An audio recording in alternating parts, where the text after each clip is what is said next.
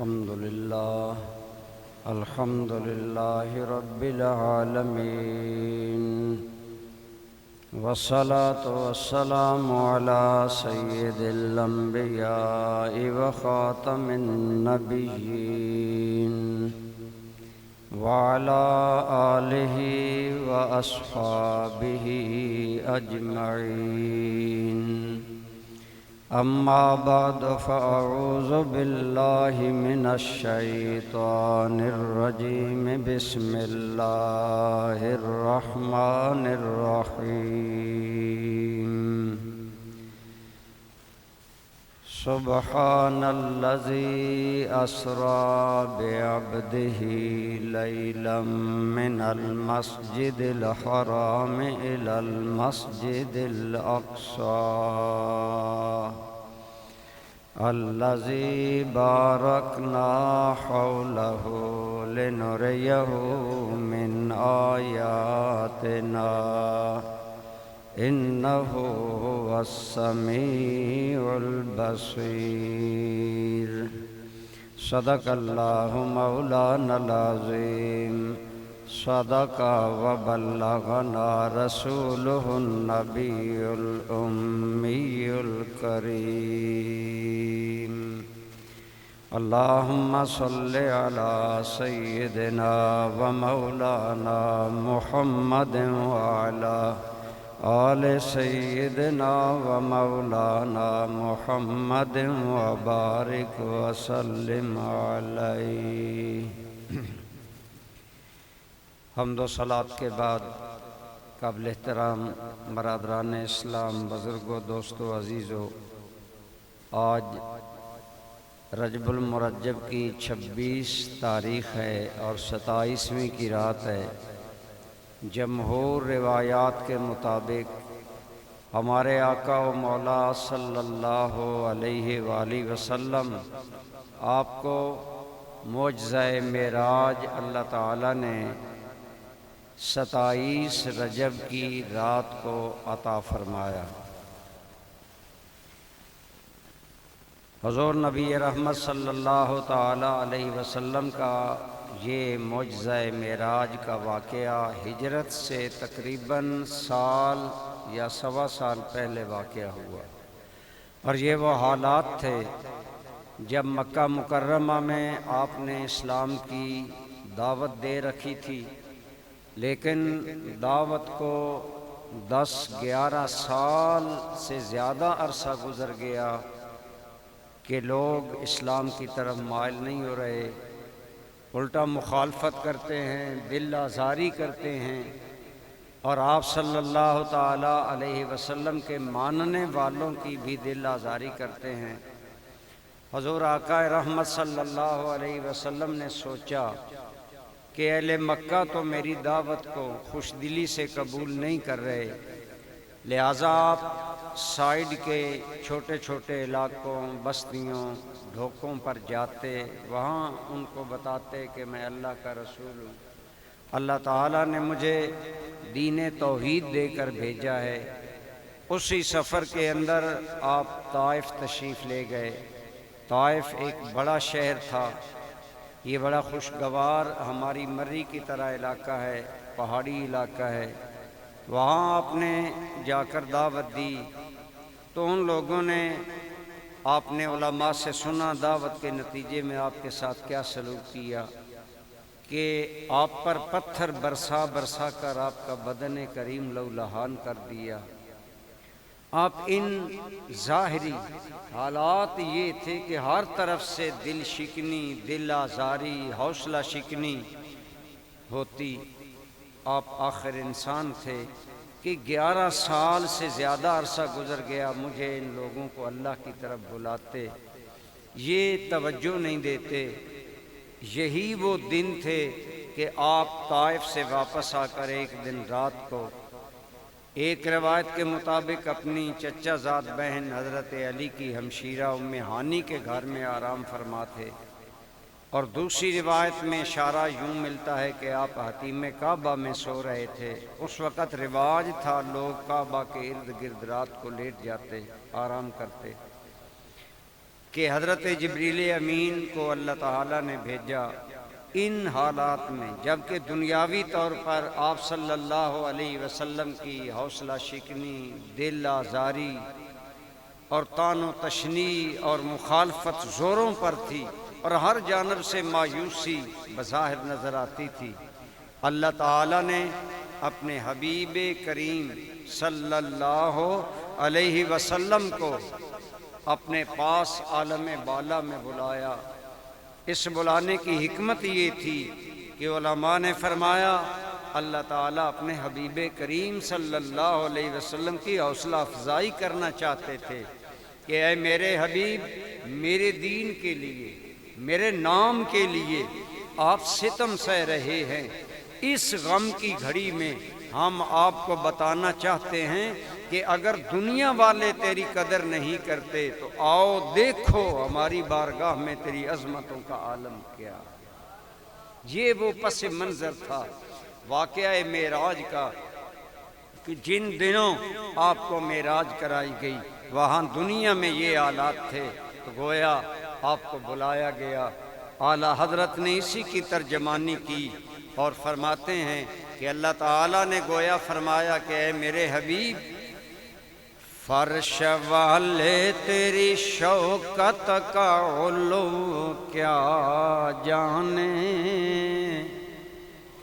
فرش والے تیری شوکت کا علو کیا جانے، خسرو عرش پہ اڑتا ہے پھریرا تیرا، کہ اے میرے حبیب اگر فرش والے تیری بے قدری کرتے ہیں تو آؤ دیکھو ہماری بارگاہ میں آپ کی عزت، آپ کی قدر، آپ کا مقام، آپ کا احترام اور شان کس قدر بلند و بالا ہے۔ تو اللہ تعالیٰ نے خود اپنے حبیب کریم بولیے صلی اللہ علیہ وسلم کو خود بلایا۔ حضرت موسیٰ کلیم اللہ کے بارے میں بھی آتا ہے کہ آپ بھی کوہ طور پر اللہ تعالیٰ سے ملاقات کرنے اور کلام کرنے گئے، وہ بھی قرآن نے ذکر کیا، حضور کا بھی ذکر کیا، لیکن دونوں کے الفاظ میں قرآن کریم میں فرق ہے۔ موسیٰ علیہ السلام آپ کے بارے میں فرمایا اللہ تعالیٰ نے فَلَمَّا جَاءَ مُوسَىٰ لِمِيقَاتِنَا، جب موسیٰ وقت مقررہ پر ہماری بارگاہ میں کوہ طور پر آ گئے، وہاں آنے کی نسبت اللہ تعالیٰ نے موسیٰ علیہ السلام کی طرف کی کہ موسیٰ علیہ السلام خود آئے، لیکن سرکار کی معراج کا ذکر کیا، یہ نہیں کہا کہ میرا محبوب معراج پر آیا۔ فرمایا سبحان الذی اسریٰ بعبدہ، ہر نقص اور عیب سے پاک ہے وہ ذات جو خود اپنے بندہ خاص کو لے گئی۔ یہ دو آیات ہیں، موسیٰ علیہ السلام کا ذکر آیا، فرمایا وہ آ گئے، حضور کا ذکر آیا، فرمایا یہ آئے نہیں، انہیں بلایا گیا ہے، انہیں لے جایا گیا ہے۔ کسی بھی دعوت میں جو بندہ خود آتا ہے اس کا مقام اور ہوتا ہے، جنہیں کارڈ بھیج کر، جنہیں میسج کر کے، ٹیلی فون کر کے یا قاصد بھیج کر بلایا جائے، ان کا بلانا اور ہوتا ہے۔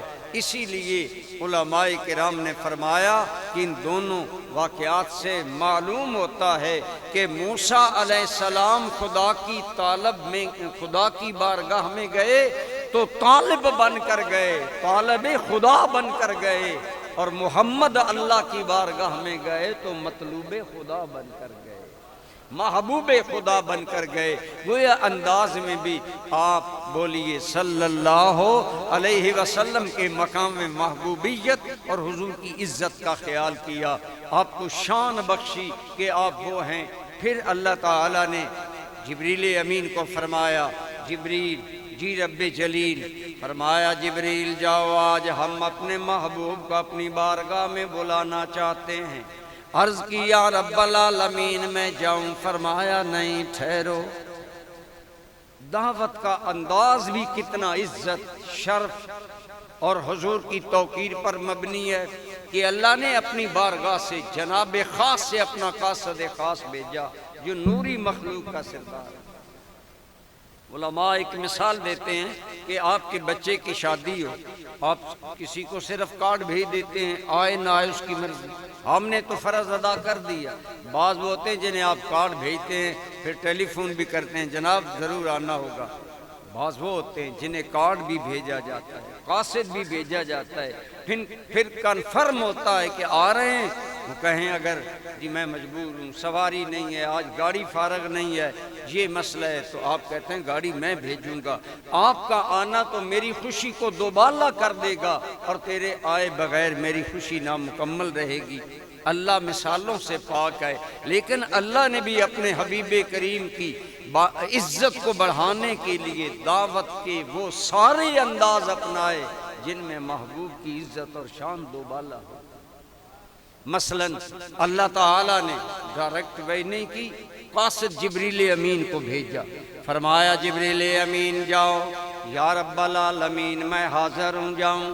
فرمایا نہیں اے جبریل، اکیلے نہ جاؤ، 70,000 ملائکہ ساتھ لے کر جاؤ۔ دنیا والے میرے محبوب کی بے قدری کر رہے ہیں، آج میری بارگاہ میں محبوب اس شان سے آئے گا کہ محبوب دولہا ہوگا، 70,000 ملائکہ باراتی ہوں گے۔ 70,000 ملائکہ کے جلوہ میں میرے حبیب کریم کو لایا جائے۔ یا اللہ ملائکہ بھی تیار ہیں، ہم جائیں؟ فرمایا نہیں، دعوت ہماری ہے، سواری بھی ہماری ہوگی۔ جاؤ جنت میں جو اعلیٰ براق نظر آئے، اور وہ براق جو میرے محبوب کے شایان شان ہو، وہ براق لے جانا اور اس پر میرے محبوب کو سوار کر کے لانا۔ علماء نے لکھا ہے جنت کا ہر براق دنیا کے براقوں سے بے مثلوں میں مثال ہے، لیکن جیسے ایمان والوں میں درجہ بندی ہے، انبیاء میں درجہ بندی ہے، ایسے ہی براقوں میں بھی درجہ بندی ہے۔ اور براق جبریل امین کو کون سا پسند آیا؟ براق وہ پسند آیا جو جنت میں ہوتے ہوئے بھی عاجزی کا پیکر بن کر کھڑا تھا۔ باقی شوخ و شننگ، باقی چمک کی صورت میں، لیکن وہ ایک عاجزی کی صورت میں۔ علماء نے فرمایا اس سے یہ پتہ چلتا ہے کہ اللہ کو عاجزی نہ صرف بندوں میں پسند ہے بلکہ ساری مخلوق میں اتنی پسند ہے کہ اللہ نے اپنے حبیب کی سواری کے لیے شب معراج جو براق منتخب کیا وہ منتخب کیا، جو آنسو بہا رہا تھا کہ آج مقدر جاگنے کا دن ہے کہ کون سا براق رسول اللہ کی سواری بنے گا، اللہ نے اس عاجزی کو پسند کر کے اسے ہی منتخب فرما لیا۔ اس لیے جو بندہ من تواضع للہ فقد رفعہ اللہ، جو بندہ جتنی اللہ کے لیے عاجزی کرتا ہے اللہ اتنا اپنے بندے کو بلند کر دیا کرتا ہے۔ تو حضرت جبریل امین کس اہتمام شان سے اپنے محبوب کو اللہ نے بلایا۔ حضرت جبریل امین آئے، حضور کو جگایا اور عرض کیا، ایک روایت میں کہ سیدہ ام ہانی کے گھر سے جگا کر حتیم کعبہ میں لائے۔ آپ فرماتے میری آنکھ کھلی، کہنے لگے یا رسول اللہ صلی اللہ علیہ وسلم ان اللہ اشتاق الی لقائک، اللہ کریم آپ کو یاد فرما رہے ہیں، میں حاضر ہوں، ملائکہ بھی ہیں، یہ براق ہے، تعال یا رسول اللہ ورکب، آگے بڑھیے اور اس سواری پر۔ بلکہ ایک روایت میں یہ آتا ہے کہ پہلے حضور کو لٹایا گیا، شق صدر کیا گیا اور آپ کا سینہ چاک کر کے آپ فرما رہے ہیں میں بیدار تھا، میں دیکھ رہا ہوں میرا سینہ نکال کر آب زمزم سے دھویا گیا اور پھر اپنی جگہ پر رکھ کر مجھے براق پر سوار ہونے کی دعوت دی گئی۔ علماء نے فرمایا اللہ اگر جنت سے یار کے لیے سواری بھیج سکتا ہے تو جنت سے ہی حوض کوثر کا پانی آ جاتا، نہر کوثر کا پانی آ جاتا، اس سے محبوب کا دل دھویا جاتا، لیکن آب زمزم سے کیوں دھویا؟ گویا بتایا ایمان والو اپنے مقدر پر ناز کرو، ہماری بارگاہ میں جنت کے پانیوں میں بھی اعلیٰ پانی آب زمزم کا مقام ہے، اور وہ اللہ نے آج ہمیں دنیا میں عطا کیا، یہ ہم پر اللہ کا کرم خاص ہے۔ فرمایا پھر جب حضرت شاہ عبدالحق محدث دہلوی فرماتے ہیں جب حضور سوار ہونے لگے دیکھا حضرت سیدنا جبریل علیہ السلام نے حضور کے رکاب کے نیچے ہاتھ رکھے ہوئے ہیں، گویا بتایا اے میرے حبیب اگر مکہ کے سردار تمہیں نہیں مانتے وہ اپنی قسمت کا ماتم کریں، تم تو وہ میرے محبوب ہو جن کی سواری کے رکاب کے نیچے ہاتھ نوریوں کا سردار